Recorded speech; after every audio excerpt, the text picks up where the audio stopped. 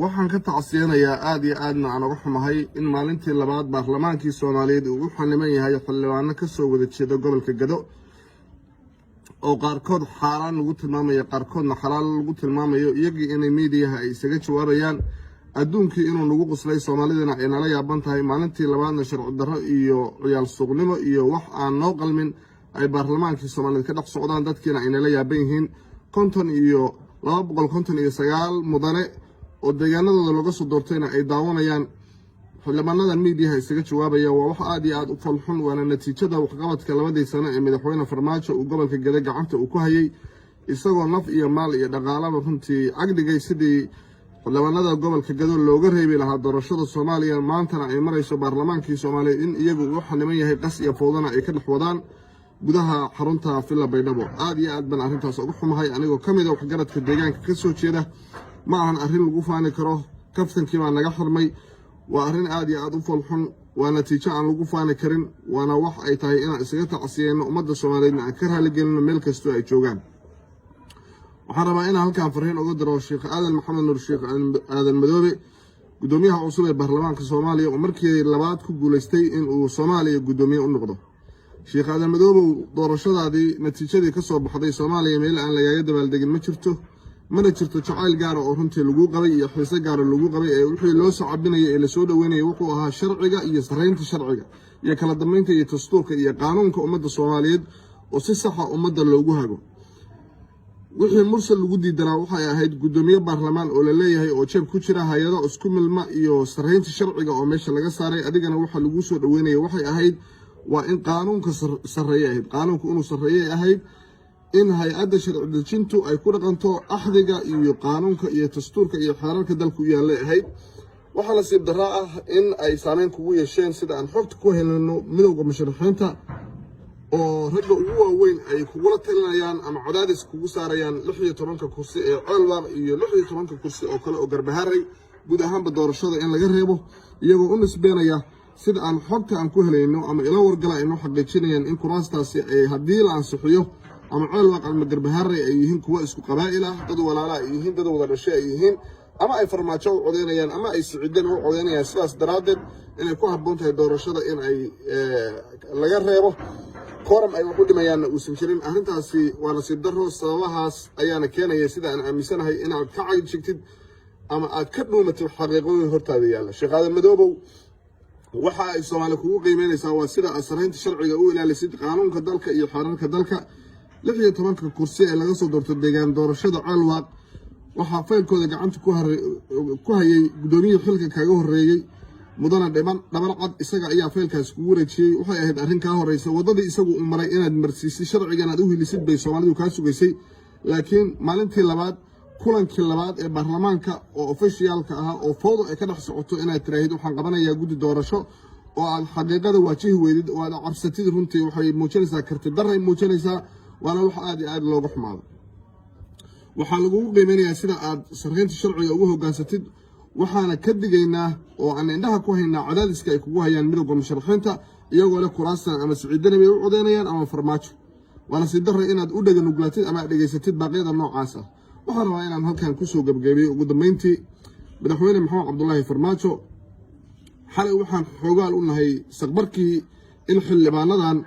ee baawur lagu soo qaaday salaada subax ay ku tukadeen xarunta Villa Hargeysa isla markaasna maanta kulanka ay fowdo ka sameeyeen xubnihii Garbaharey laga keenay madaxweyne waxa naf iyo maal iyo waqti aad gelisay xildhibaanada gobolka Gado inay doorashada ka haraan maantana adduunkii baa lagu qoslay ma wax lagu faanaa waxa maanta ka socda baarlamaanka Soomaaliyeed ma natiijo aan ku faani karno oo aan ku kaftami karno weeye miya maanta waxa anaga noo muuqda in Ceelwaaq iyo Garbaharey maanta ummadii Soomaaliyeed ay u xalinaato ma wax legacy ku ama waan kaftami weynay waxaan sheegnaa garan weynay ummadii Soomaaliyeed baa nala yaaban madaxweynuhu sharciga u hoggaansan taariikh xuman ha ka tagin waxaana ku oran lahaa cimriga ceeb laguma sagootiyo Soomaali madax ay hore u dooratay ma soo noqoto ummadan Soomaaliyeed isaga dhaxbax gobolkan Gado ciil dambe iyo cala dambe oo aad u qabtid oo kugu hareey ma jiro waxaan qabaa inaad sharafta ka raacdid dadkana soo lugoosidna deegaanadooda aad ku celisid baarlamaanka Soomaaliyeedna buuqa laga daayo waxaan ka tacsiyanayaa aad iyo aadna aan uga xumahay in maalintii labaad baarlamaankii Soomaaliyeed uu u xaniman yahay xildhibaano ka soo wada jeeda gobolka Gado oo qaarkood xaaraan lagu tilmaamayo qaarkoodna xalaal lagu tilmaamayo iyagii inay meediyaha ay isaga jawaabayaan adduunkii inuu nagu qoslay Soomaalidana ay nala yaaban tahay maalintii labaadna sharci darro iyo ciyaal suuqnimo iyo wax aan noo qalmin ay baarlamaankii Soomaaliyeed ka dhex socdaan dadkiina ay nala yaaban yihiin 259 mudane oo deegaanadooda laga soo doortayna ay daawanayaan xildhibaanadan meediyaha isaga jawaabaya waa wax aad iyo aad u falxun waana natiijada waxqabadka labadii sano ee madaxweyne Farmaajo uu gobolka Gado gacanta uu ku hayay isagoo naf iyo maal iyo dhaqaalaba runtii agdhigay sidii xildhibaanada gobolka Gado looga reebi lahaa doorashada Soomaaliya maantana ay marayso baarlamaankii Soomaaliyeed in iyagu uu xaniman yahay qas iyo fowdana ay ka dhex wadaan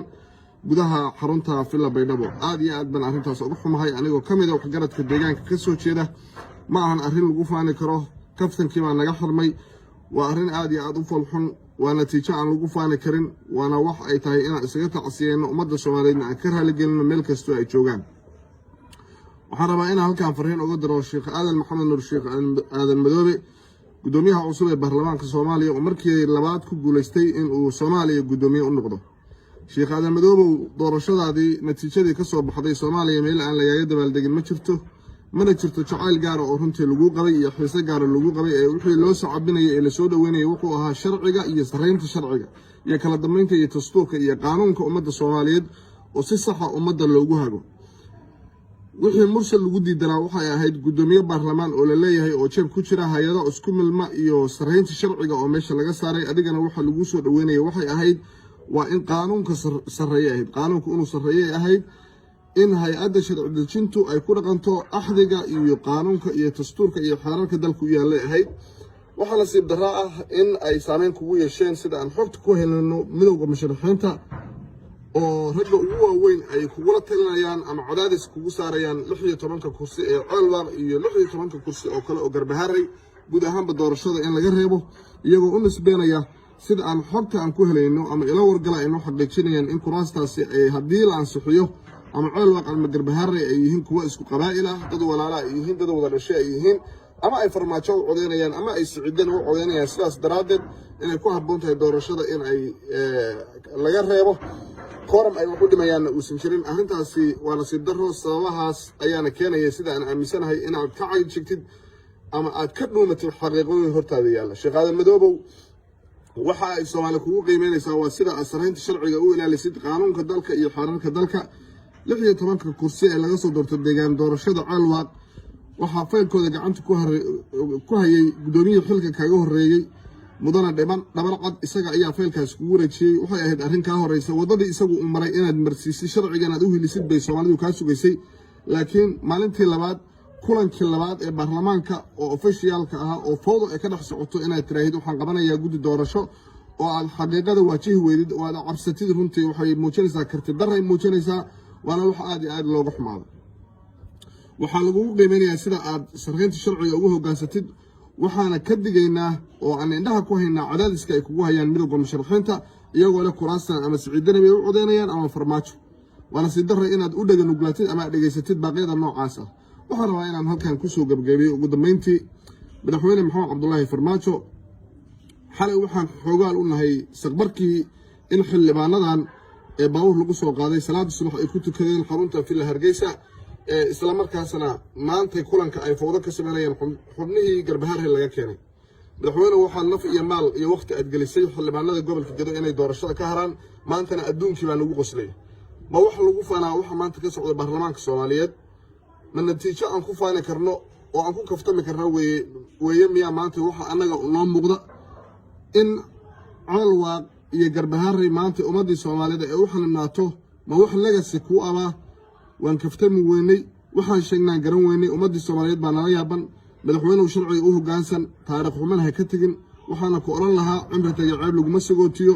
Soomaali madax ay hore u dooratay ma soo noqoto ummadda Soomaaliyeed isaga dhaxbax gobolkan Gado ciil dambe iyo caro dambe oo aad u qabtid oo kugu hareey ma jiro waxaan qabaa inaad sharafta ka raacdid dadkana soo lugoosidna deegaanadooda aad ku celisid baarlamaanka Soomaaliyeedna buuqa laga daayo waxaan ka tacsiyanayaa aad iyo aadna aan uga xumahay in maalintii labaad baarlamaankii Soomaaliyeed uu xaniman yahay xildhibaano ka soo wada jeeda gobolka Gado oo qaarkood xaaraan lagu tilmaamayo qaarkoodna xalaal lagu tilmaamayo iyagii inay meediyaha ay isaga jawaabayaan adduunkii inuu nagu quslay Soomaalidana ay nala yaaban tahay maalintii labaadna sharci darro iyo ciyaal suuqnimo iyo wax aan noo qalmin ay baarlamaankii Soomaaliyeed ka dhex socdaan dadkiina ay nala yaaban yihiin 259 mudane oo deegaanadooda laga soo doortayna ay daawanayaan xildhibaanadan meediyaha isaga jawaabaya waa wax aad iyo aad u falxun waana natiijada waxqabadka labadii sano ee madaxweyne Farmaajo uu gobolka Gado gacanta uu ku hayay isagoo naf iyo maal iyo dhaqaalaba runtii agdigay sidii xildhibaanada gobolka Gado looga reebi lahaa doorashada Soomaaliya maantana ay marayso baarlamaankii Soomaaliyeed in iyagu uu xaniman yahay qas iyo fowdana ay ka dhex wadaan gudaha xarunta Villa Baydhabo aad iyo aad baan arrintaas ugu xumahay anigoo kamid ah waxgaradka deegaanka ka soo jeeda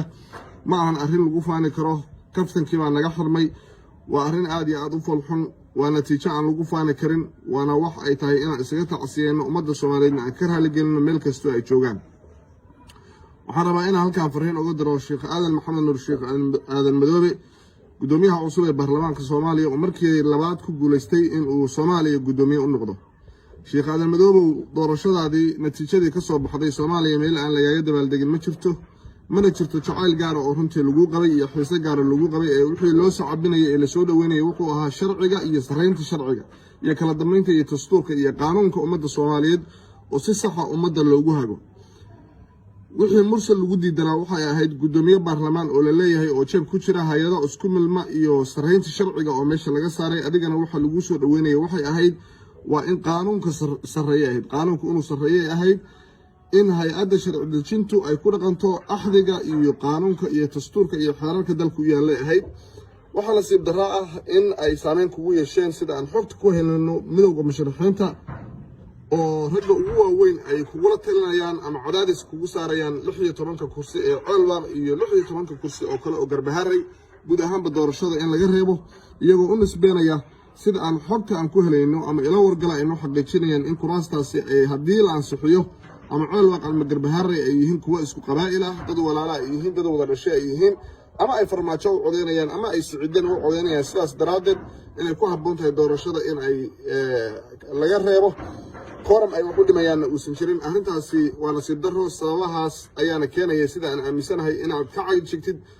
ama aad ka dhuumatid xaqiiqooyin hortaada yaalla Sheekh Aadan Madoobe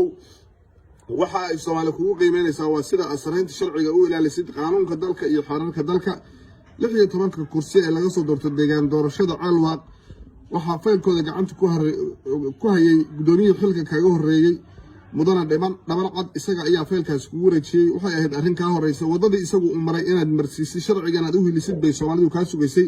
laakiin maalintii labaad kulankii labaad ee baarlamaanka oo officialka ah oo fowdo ay ka dhex socoto inaad tiraahid waxaan qabanayaa guddi doorasho oo aad xaqiiqada waajihi weydid oo aad cabsatid runtii waxay muujinaysaa karti darray muujinaysaa waana wax aad iyo aad looga xumaado waxaa lagu qiimeynayaa sida aad sareynta sharciga ugu hogaansatid waxaana ka digaynaa oo aan indhaha ku haynaa cadaadiska ay kugu hayaan midowga musharaxiinta iyagoo leh kuraastan ama Siciidan ay u codeynayaan ama Farmaajo waana si darro inaad u dhaganuglaatid ama dhageysatid baaqyada noocaas ah waxaan rabaa inaan halkan ku soo gabagabeeyo ugu dambeyntii madaxweyne Maxamed Cabdullaahi Farmaajo xalay waxaan xoogaal u nahay saqbarkii in xildhibaanadan ee baawur lagu soo qaaday salaada subax ay ku tukadeen xarunta Villa Hargeysa isla markaasna maanta kulanka ay fowdo ka sameeyeen xubnihii Garbaharey laga keenay madaxweyne waxaa naf iyo maal iyo waqti aad gelisay xildhibaanada gobolka Gado inay doorashada ka haraan maantana adduunkii baa nagu qoslay ma wax lagu faanaa waxa maanta ka socda baarlamaanka Soomaaliyeed ma natiijo aan ku faani karno oo aan ku kaftami karno weeye miyaa maanta waxa anaga noo muuqda in Ceelwaaq iyo Garbaharey maanta ummadii Soomaaliyeed ay u xanimnaato ma wax legacy ku aba